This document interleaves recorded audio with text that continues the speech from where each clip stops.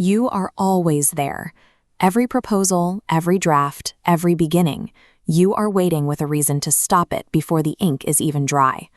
Let's grant you your best defense. Dissent matters. A well-placed no saves people from bad decisions, and every room needs friction to sharpen an idea. That version of you is useful, but the devil left, and you stayed. You have exactly one tool left in your kit: oppose. You bring no proposal, you take no ownership, you offer no direction. It shows up everywhere. Breakfast plans? No, that place is overrated. So you ask, okay, so where do you want to go? Crickets. A work timeline? No, that's unrealistic. A friend shares a new idea? You don't explore it, you stall it.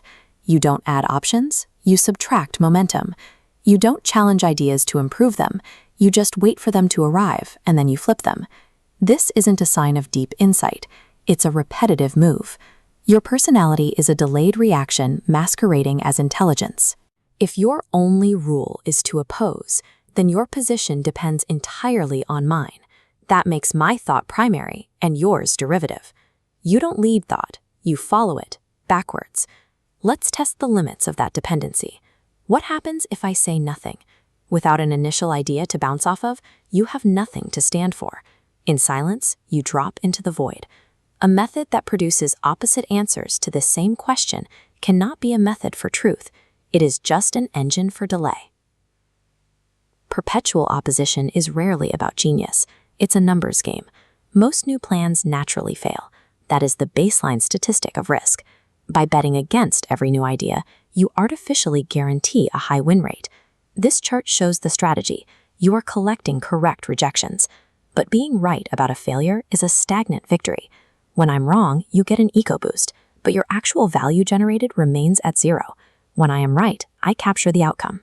You optimized for being right. I optimized for being rewarded. You spend your life rejecting the risks of others, while I am building a portfolio of successful risks. Over time, the person who only knows how to say no ends up with nothing to show for their accuracy. Correctly predicting a failure doesn't make you a partner in success.